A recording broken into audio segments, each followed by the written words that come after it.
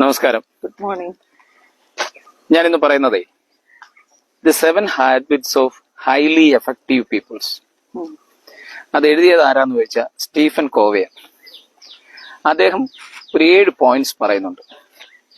മനുഷ്യ ജീവിതത്തില് വിജയിക്കാൻ ആവശ്യമായ അല്ലെങ്കിൽ വിജയിച്ചവർ ഉപയോഗിച്ച പ്രധാനപ്പെട്ട 7 കാര്യങ്ങൾ. അതവരുടെ ജീവിതത്തിന്റെ ഹാബിറ്റ്സ് ആയി മാറും. എന്താ ഹാബിറ്റ് എന്നറിയാം? നമ്മളൊരു കാര്യം ശീലിക്കുകയാണ്. അതായത് നമ്മുടെ തലച്ചോറ് നമ്മുടെ മൈൻഡും 2 കാര്യം ഉൾക്കൊള്ളണം. അതാണ് നമ്മൾ കുഞ്ഞുങ്ങൾക്കും നമ്മുടെയൊക്കെ ജീവിതത്തിൽ ഉണ്ടാക്കിയെടുക്കേണ്ടത്.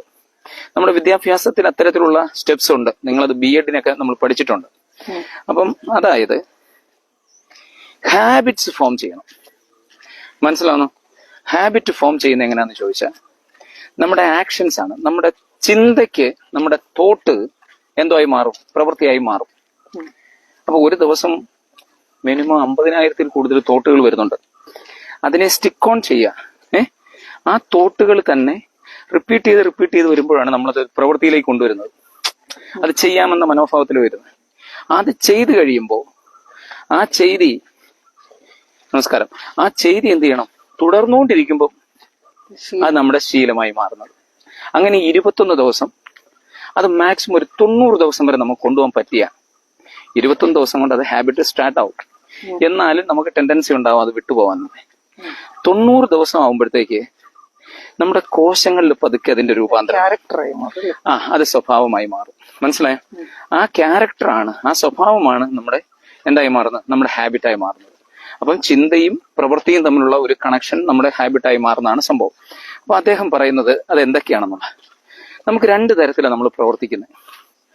ഒന്ന് റിയാക്റ്റീവ്, 2 പ്രോ ആക്റ്റീവ്. അത് ഒന്നാമത്തെ പോയിന്റ്. പ്രോ ആക്റ്റീവ് ആയിരിക്കണമെന്നാണ് പറയുന്നത്. ഇപ്പൊ ഈ റിയാക്റ്റീവ് ചെയ്യുന്ന പെട്ടെന്ന് അങ്ങോട്ട് കയറി ചാടി കയറി പ്രതികരിക്കുക, മനസ്സിലാവുന്നു? അത് വലിയ പ്രശ്നത്തിന് കാരണമാവും. മനസ്സിലാവുന്നു? അതാണ് റിയാക്റ്റീവ് എന്ന് പറയുന്നത്. പെട്ടെന്ന് പ്രതികരിക്കുന്ന സ്വഭാവം. അത് ചെയ്യരുത്. ഇത് വിജയത്തെ നശിപ്പിക്കും.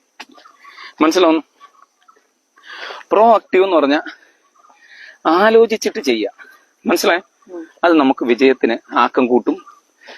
നമ്മുടെ ഓരോ ജീവിതത്തിലെയും ഓരോ ഡിസിഷൻസ് എടുക്കുന്നതിനെയും സഹായിക്കും. മനസ്സിലാവുന്നു? ഇനി 2 എന്ന് പറഞ്ഞാൽ ഇച്ചിരൂടെ പ്രധാനപ്പെട്ട ഒരു പോയിന്റാണ്. അതായത് begin with end to end. അല്ല, end to end in mind. എന്തോ begin with end in mind. അതായത് നമ്മുടെ മനസ്സിൽ എന്ത് ചെയ്യണം? നമ്മൾ തുടങ്ങുന്ന സാധനത്തിന്റെ ഒടുക്കം കാണണം. മനസ്സിലാവുന്നു? അതാണ് ആക്ച്വലി പ്ലാനിങ് എന്ന് പറയുന്നത്. ഈ മിക്ക ആൾക്കാർക്കും എന്തില്ല, തുടക്കമുണ്ട്. അതാണ് പ്രാരംഭശൂരത്വം എന്നൊക്കെ പറയുന്നത്. മനസ്സിലാവുന്നു? അപ്പം നമ്മൾ എന്ത് ചെയ്യും? അത് പ്രൊക്കാസ്റ്റിനേറ്റ് ചെയ്യും. ആരംഭശൂരത്വം. എന്ത് ആരംഭശൂരം. അപ്പം അതുകൊണ്ട് എന്താ സംഭവിക്കുന്നത്? നമ്മളൊരു കാര്യത്തിൽ എടുത്തിയാടി ചെയ്യുന്നു, പക്ഷെ എന്ത് ചെയ്യുന്നില്ല, അത് എങ്ങനെ അവസാനിപ്പിക്കണമെന്ന് അറിയത്തില്ല. അഭിമന്യുവിന്റെ പത്മയൂഹത്തിൽ പെട്ടുപോകുന്നത് പോലെ നമ്മൾ എന്താ ചെയ്യുന്നതെന്ന് വെച്ചാൽ അതിന്റെ എൻഡ് അറിയണം. ഉദാഹരണം പറയാൻ, നമ്മളൊരു വീട് വെക്കാൻ തുടങ്ങുന്നു. മനസ്സിലാവുന്നു? ആ വീടിനെ പറ്റി എങ്ങനെയാണ് അതിന്റെ പാലുകാച്ച് വരെ ഉള്ളത് നമ്മുടെ മനസ്സിലൊരു ഊഹം ഉണ്ടാവും, പ്ലാൻ. മനസ്സിലാവുന്നു? അപ്പൊ നമുക്ക് എന്തെങ്കിലും ആവണമെന്നുണ്ടെങ്കിൽ അതിസൂക്ഷ്മതയിൽ നമ്മൾ കാണുകയാണ്. അത് നമ്മുടെ ജീവിതത്തില് പ്രാവർത്തികമാക്കുക. അത് ബ്ലൂ പ്രിന്റ് എടുത്ത്, കണ്ടില്ലേ, വീട് വരയ്ക്കുമ്പോ ഇന്നൊരു വീട് വേണമെന്ന് മനസ്സിൽ കണ്ട് സ്വപ്നത്തിൽ കണ്ട സാധനത്തെ അയാൾ വരച്ചിട്ട് മേശിരി വിളിച്ച് പണി കൊടുക്കുന്നു. അങ്ങനെ വന്ന് പാലുകാശാവുന്നതിന്റെ വരെയുള്ള സംവിധാനങ്ങൾ നമ്മൾ കാണുന്നതാണ്. എന്താ പറഞ്ഞേ? Begin with end in mind. മനസ്സിലാവുന്നു? മനസ്സിൽ കണ്ടു വേണം കാര്യങ്ങൾ ചെയ്യാൻ. ഇനി അടുത്ത 3ാമത്തെ പോയിന്റ് അദ്ദേഹം പറഞ്ഞതെന്ന് വെച്ചാൽ പുട്ട് ഫസ്റ്റ് തിങ് ഫസ്റ്റ്. എന്തോ കാര്യം? ഫസ്റ്റ് തിങ് എന്ന് പറഞ്ഞ എന്തോ സംഭവം? ഫസ്റ്റ് തിങ് ഇൻ ഫസ്റ്റ് എന്ന് പറഞ്ഞ പ്രയോറിറ്റി. കൃത്യമായി നമുക്ക് എന്താണ് ആദ്യം ചെയ്യേണ്ടത് അത് നമ്മൾ അറിഞ്ഞിരിക്കണം. ജീവിതത്തിൽ പലരും പരാജയപ്പെടുന്നതിന്റെ ഒരു പ്രശ്നം എന്താണ്? നമുക്ക് എന്താണ് ചെയ്യേണ്ടതെന്ന് വൃത്തിയായിട്ട് നമുക്ക് അറിയത്തില്ല.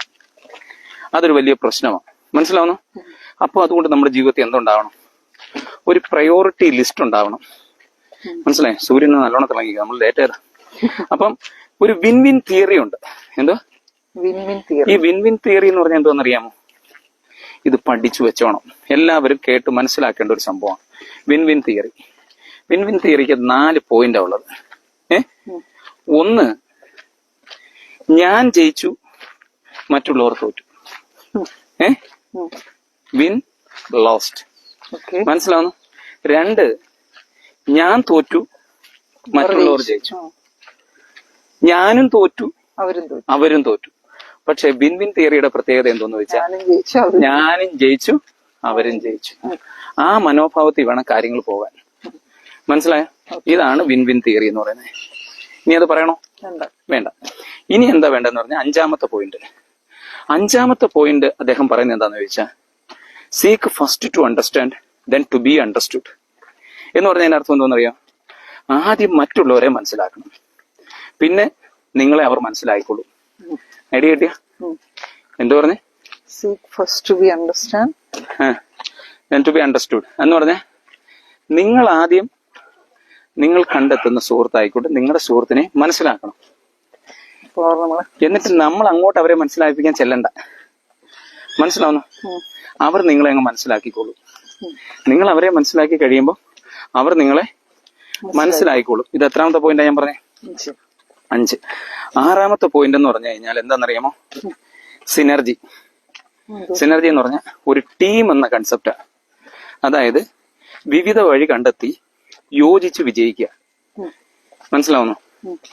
പല വഴികൾ കണ്ടെത്തിയിട്ട് എന്ത് ചെയ്യണം? നമ്മൾ യോജിച്ച് വിജയിക്കണം. അതാണ് ടീം. അപ്പൊ സിനർജി എന്ന് പറഞ്ഞാൽ എന്താ അർത്ഥം? സിനർജി എന്ന് പറഞ്ഞാൽ ഒരു ടീം വർക്കാ.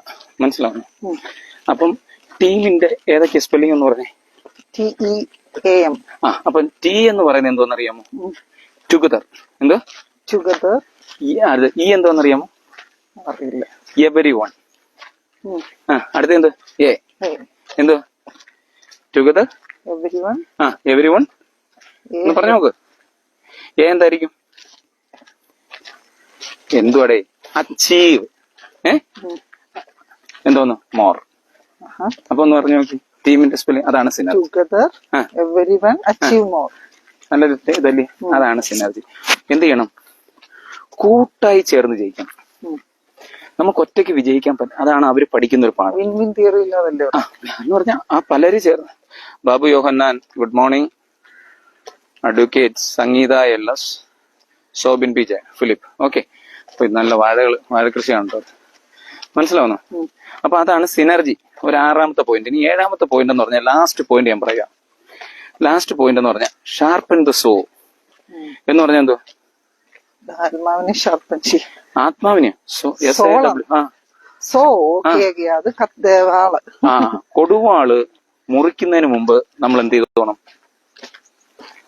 ഷാർപ്പൻ ചെയ്യുക. ഇത്രയേ ഉള്ളൂ. നമുക്കൊരു ആയുധമുണ്ട്. മരം മുറിക്കാൻ പോകുന്നവന്റെ ആയുധം എന്താ? വാളാണ്. ആണല്ലോ. ആ വാളിന്റെ വായ്ത്തല മൂർച്ചയുള്ളതാക്കി ശേഷം വേണം ആ ജോലിക്ക് പോകാൻ. മനസ്സിലാവുന്നു?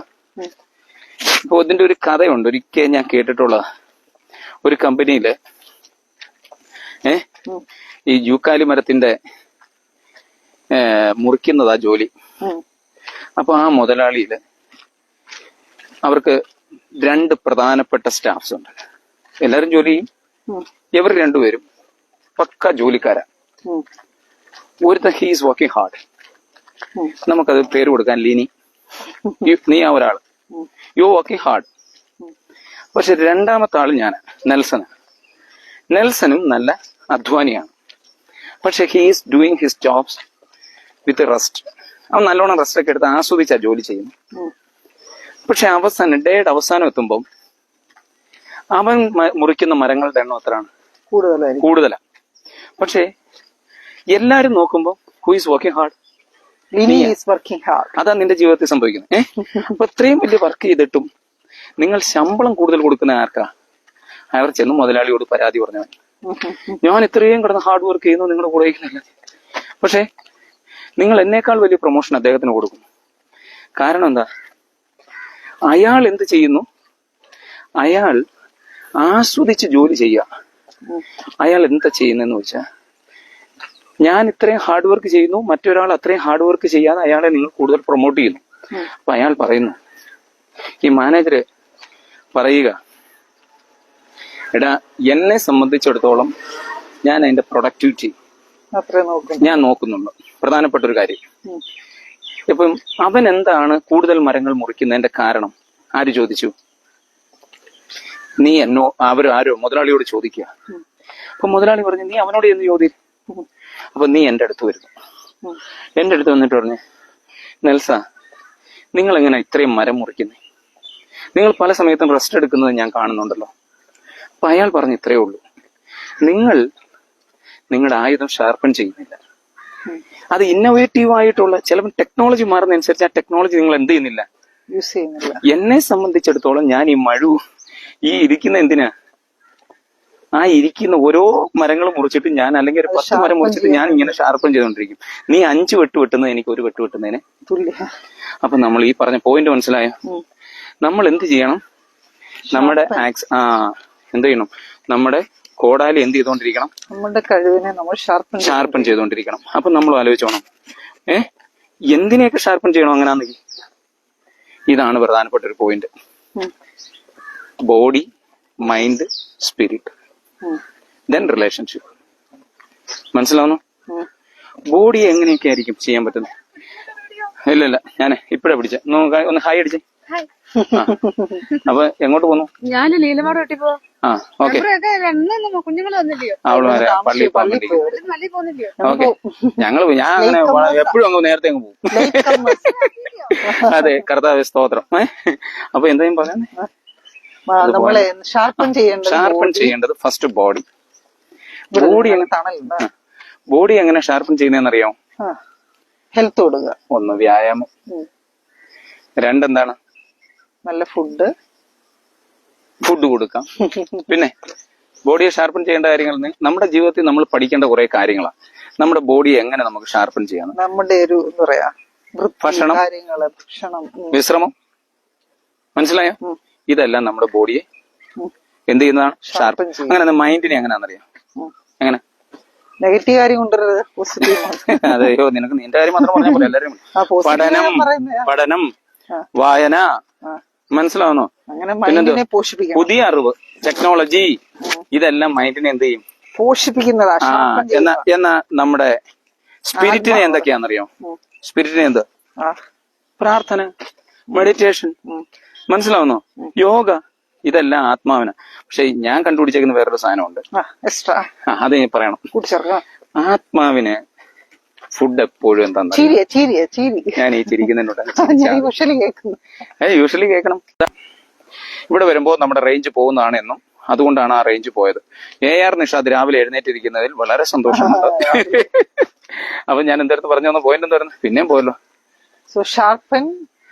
അല്ല, ഷാർപ്പൺ യുവർ ആക്ഷൻ. സ്പിരിറ്റ് എവിടെ? സ്പിരിറ്റിനെ എന്ന് പറഞ്ഞാൽ എന്താണ്? സ്പിരിറ്റിന്റെ ഫുഡ് എന്താന്നാ ഞാൻ പറഞ്ഞേ? അത് പ്രാർത്ഥനയാണ്. മനസ്സിലാകുന്നു നിഷാദേ. ഒരു മനുഷ്യന്റെ ശരീരം, മനസ്സ്, ആത്മാവ്. നിഷാദേ, ഒന്നുകൂടെ പറയാം. മനുഷ്യന്റെ ശരീരം, മനസ്സ്, ആത്മാവ്, റിലേഷൻഷിപ്പ്, ഇത് 4 എണ്ണമാണ് മൂർച്ച കൂട്ടേണ്ടത്. അതെങ്ങനെയൊക്കെയാ കൂട്ടുന്നതെന്ന് പറഞ്ഞു. സ്പിരിറ്റിന്റെ ഒന്നുകൂടെ പറയാം. ഏതാ പറഞ്ഞു? Meditation, prayer. പ്രയറും മെഡിറ്റേഷനും ഞാൻ ഒരു ദിവസം എന്നോടൊന്ന് ചോദിക്കണം, ഞാൻ പറഞ്ഞു. Meditation is very powerful. മനസ്സിലാവുന്നു? അവൻ മനസ്സിലാവുന്ന എടുത്ത് ചോദിക്കുന്നു. ഞാൻ ഇങ്ങനെ പറയുന്നുണ്ട് കേട്ടോ. മെഡിറ്റേഷൻ ഭയങ്കര പവർഫുൾ ആണ്. പക്ഷെ പ്രാർത്ഥന വേറൊരു സംഭവമാണ്. ഞാൻ പറഞ്ഞേ, വേറൊരു ദിവസം എന്നോട് ചോദിക്കണം, ഞാൻ അത് പറഞ്ഞുതരാം. എന്നിട്ട് അപ്പൊ ആത്മാവിന്റെ ഒരു ഫുഡ് എന്തുവാന്നാ ഞാൻ പറഞ്ഞേ? ചിരി. അതുകൊണ്ട് എല്ലാവരോടും ചിരിക്കാനുള്ള മനസ്സ് നമുക്കുണ്ടാവണം. അപ്പം ഈ 7 പോയിന്റാണ് ആര് പറഞ്ഞേ? സ്റ്റീഫൻ കോവേ പറഞ്ഞ എന്താണ്? ഇതാണ് ഹൈലി എഫക്റ്റീവ് ആയിട്ടുള്ള, സക്സസ്ഫുൾ ആയിട്ടുള്ള ആൾക്കാരുടെ 7 ഹാബിറ്റ്സ് എന്ന് പറഞ്ഞത്. നമ്മുടെ ജീവിതത്തിൽ ഇത്തരത്തിലുള്ള 7 ഹാബിറ്റ്സ് വളർത്തിയെടുക്കാൻ നമുക്ക് കഴിഞ്ഞാൽ നമുക്ക് ചേട്ടാ ഒരു ചായ, നമുക്ക് സക്സസ് ആവാൻ പറ്റും. മനസ്സിലായോ? അപ്പൊ ഇതാണ് ഈ ടോപ്പിക്ക്. നിഷാദ, വേറെ എന്താണ്ടാ? രാവിലേക്ക് എഴുന്നേക്കാറുണ്ടോ? ഇപ്പൊ 10 മണിയായി. രാവിലെ 10 മണിയായോ? ഇവിടുന്ന് 7 മണിയാണ് ആയിക്കണം. 7:15 ഇപ്പൊ ഓക്കെ.